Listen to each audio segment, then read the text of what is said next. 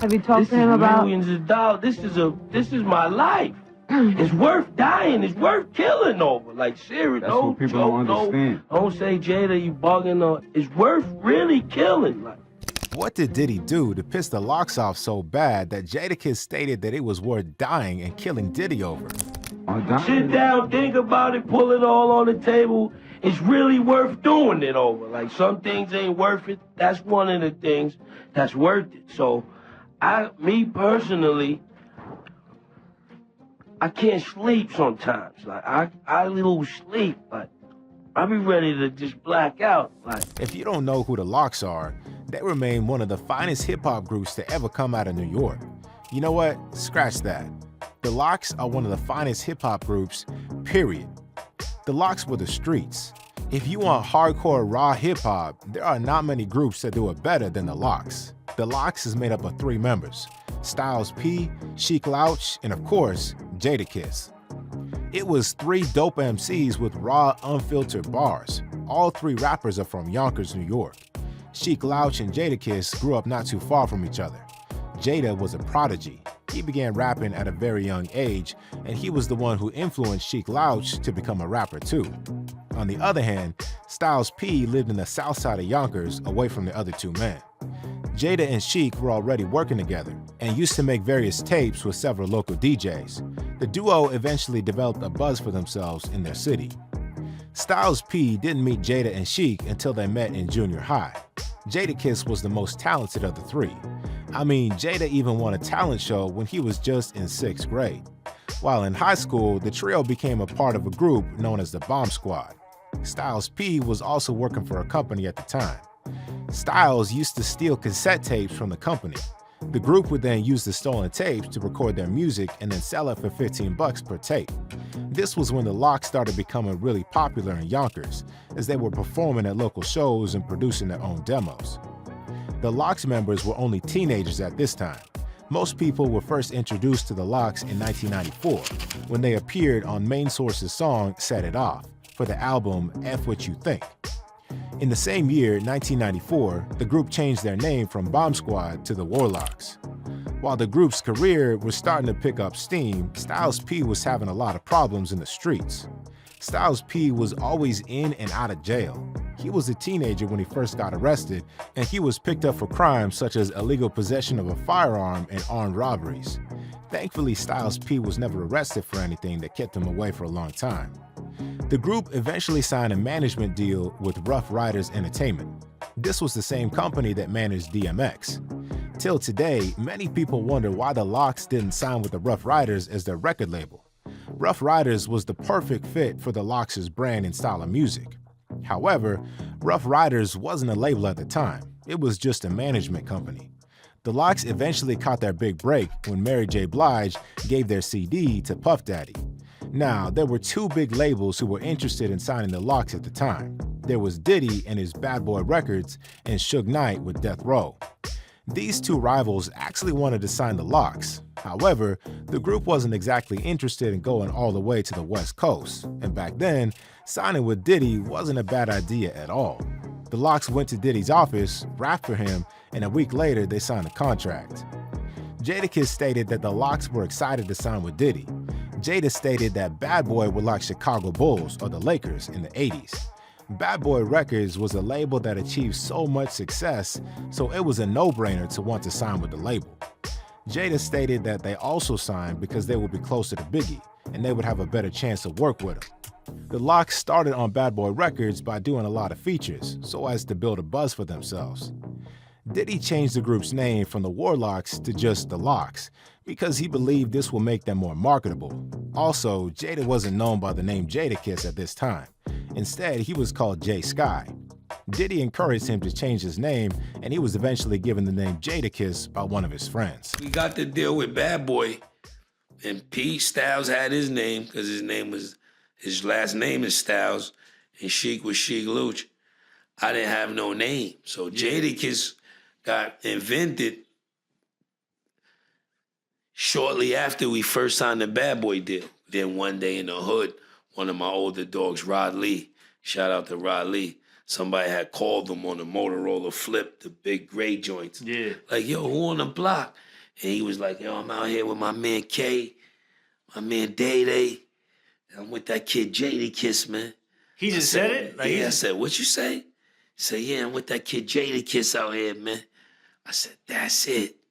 I went back to Puff, yo, my name is Jadakiss, man. Wait. How did he come up with it? He just said it off. But that's not the only thing that Brother Love changed. The Lox found themselves switching hardcore gritty style they were known for to wearing shiny suits and doing radio-friendly music. And this wasn't the Lox at all. They were featured by Biggie on the song You'll See and on another Biggie track called Last Day. The group was then featured on the smash hit It's All About the Benjamins. Diddy's verse was written by none other than Jadakiss. This song still remains one of the biggest songs that the Lox has ever been part of till today. The song peaked at number 2 on the Billboard Hot 100 and was one of the biggest songs in 1997. However, It's All About the Benjamins almost didn't happen. Sheik and Jada hated the beat for the song, and according to Jada, Diddy kind of forced them to do this song. But it was not the entire group that appeared on the song, only Jada and Kiss had verses on the song. After building a buzz for themselves with these features, it was now time for the group to release their debut album. The song If You Think I'm Jiggy was released as the lead single for the album, but it didn't do enough numbers. So they dropped another single called Money, Power, Respect. And this turned out to be a classic track. It was the Lox, Lil' Kim, and DMX together on a song, so the track was destined to be a hit. After this, the group released their debut album of the same name, Money, Power, Respect, on the 13th of January, 1998. Money, Power, Respect was successful. It peaked at number 3 on the Billboard 200, sold 110,000 copies in its first week. The album has been certified platinum until today. It is still the Lox's most successful album. However, despite their success, the group wasn't happy with the direction their career was heading. Just about a year after dropping the album, the Lox wanted to leave Bad Boy. The Lox never wanted to lose the hardcore rhymes, raw street music. However, you can't make such music and still wear shiny suits, like Bad Boy does in their videos. The Lox believed they were losing their street identity that made their fans connect with their music. The label wanted a certain direction for the group, while the rappers themselves wanted another. It was a clash of identities. Sheek Louch stated, "We just needed to be with a rougher label, a harder label that fits our image." This situation became quite serious, as Diddy wasn't willing to let them lead the label. The group had several meetings with Diddy. Lawyers got involved, but they were still not able to get out of their contracts. The Lox realized that they couldn't beat Diddy at this cat and mouse legal game. So the Lox decided to take the matter to the streets. They began the Free the Lox campaign. They wore Let the Lox Go t-shirts while performing at a concert in New York and got as much publicity as possible to let everyone know they wanted to leave Bad Boy. In one incident, the group got into an argument with Diddy and the situation became so heated that Styles P threw a chair at Diddy. After realizing just how desperate they were to leave, Diddy finally decided to let the Lox lead a label. But the Lox story with Diddy isn't done just yet. Following DMX's success in 1998, Ruff Ryders Entertainment were finally able to start their own label. This is the label that the Lox wanted to be on. The Lox signed a joint deal with Ruff Ryders and Interscope Records. The Lox were now able to make the kind of music they always wanted to do and rhyme about the things they actually wanted to talk about. The title of their next album about what the Lox is all about. The album was called We Are the Streets, and it was released in January 2000. The album sold 152,000 copies in its first week and peaked at number 5 on the Billboard 200. However, despite the fact that they were no longer on Bad Boy Records, Diddy was still profiting off the Lox. In an interview with Angie Martinez on Hot 97, the Lox revealed that Diddy owned 50% of their publishing. They described their contract on Bad Boy Records as slavery. Slavery, Ange. I don't know what better way to put it to you. Like, it's like if you was coming to this job every day, right? And you put in your hours, you know, you did what you did to make yourself the voice in New York. And I'm in the cut somewhere taking half of your money for what you do, like. That's the label? Taking half of your money? No, that's not the label. That's publishing. That's Puffy. That's publishing. Even after they left the label, Diddy was still getting half of whatever profits they made. stated that Diddy was going to make more money than them for any song that they released for the rest of their lives. So if this is so for the rest of your life, if you make a song, you have the way it stands, he gets money no matter what. If we make it, give it to me or in the club, he's gonna make more off that than we are. And people That's don't worth understand dying. that. That's worth throwing it all out the window. That's worth saying, wake up saying, yo, I'm tired of this, man. People, yo, it's a hit, and people, people been calling us since, like, you guys can't do this, and, it looks like a gimmick, and it looks like a game, and it look, this is our life, like, this ain't no joke, like, when we came in the door. It's worth killing. It's worth throwing it out the window. When we came in the door, we ain't no greedy dudes. Mm-hmm. If you know us, Ange, anybody who knows us, we hard workers, we chilling, we humble, we the streets, like. But we ain't trying to go rob nobody for nothing or say, yo, hit us with something. But yo, dog, we made one album with you. Years ago, we came in the game. We paid $3 million to get off. Close to $3 million. I gotta pay him $300,000. You made, Lord knows what you made off the Benjamins. Every time I put out a solo album, he gotta get an advance of $300,000. What kind of? That's crazy. How That's do what you the get people it? don't see, like. And to me, it's like, yo, come on, dog. You on MTV, VH1, $1 Million Parties, Sean John, Justin's, this and that. We did one album with you, dog. You Benjamins, Lord, No Way Out from the Benjamins, so something crazy. You made something crazy. You made your money back off of that. And when we came in the door, our advance was between the three of us was like 100 G's. And you charged us $3 million to let go. The Lox explained that they paid almost $3 million to get off Bad Boy Records. We paid a couple mil to get out.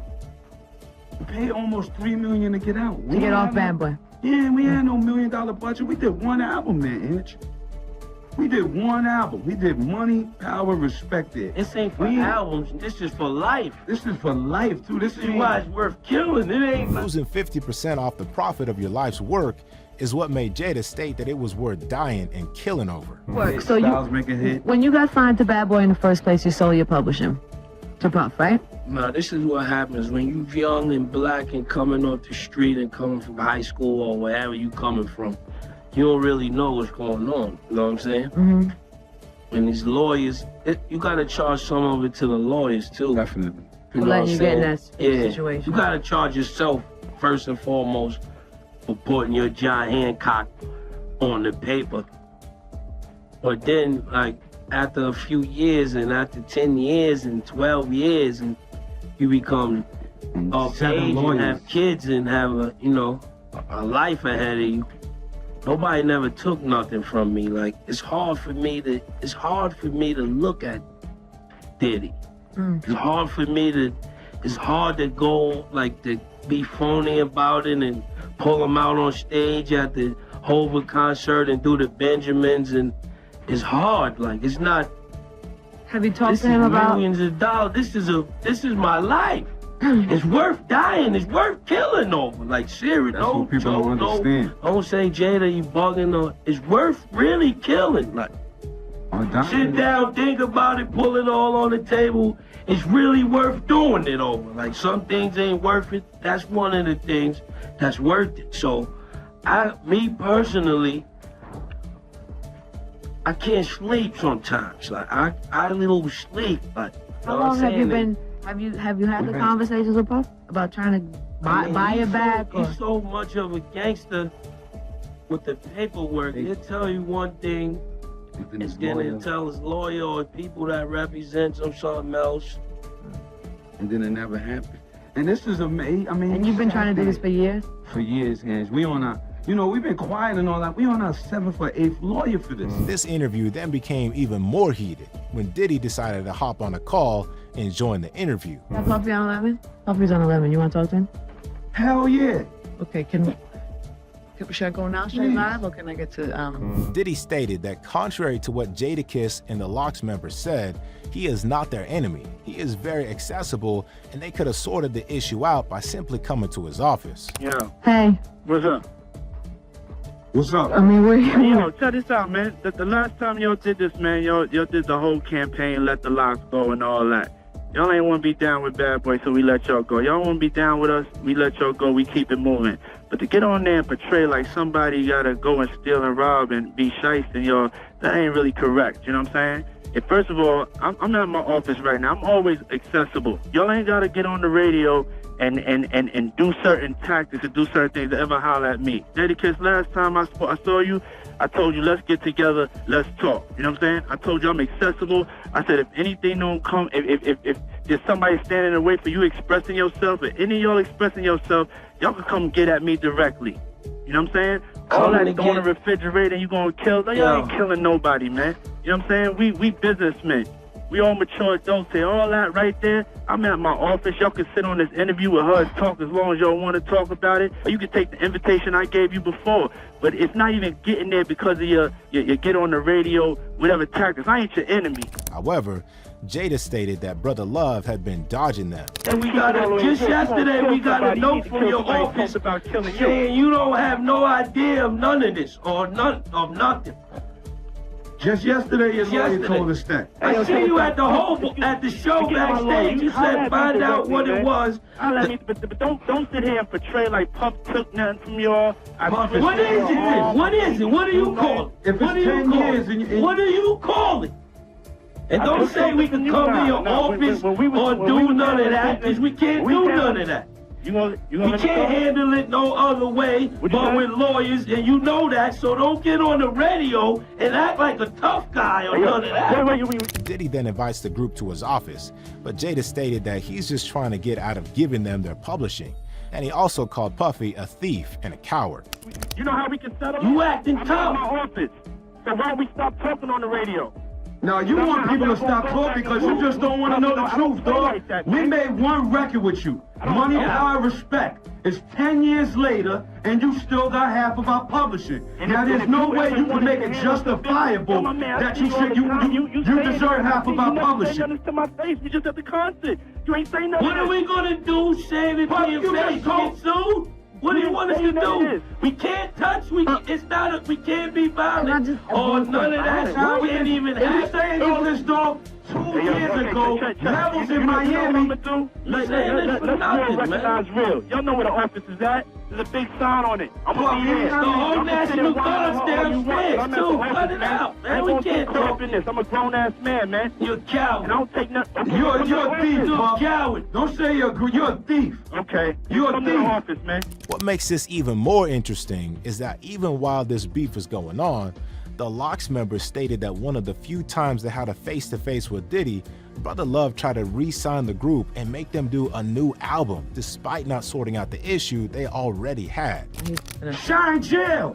He says that, but what do you mean you ain't a thief or robbing? Dog, it's 10 years. We made one album with you. You got half of our publishing. Don't try to get on this phone with you a tough guy, because all you do is direct us to the lawyers. And you said that we had a face-to-face with this man in Miami, Levels, 2 summers ago. You know what he said?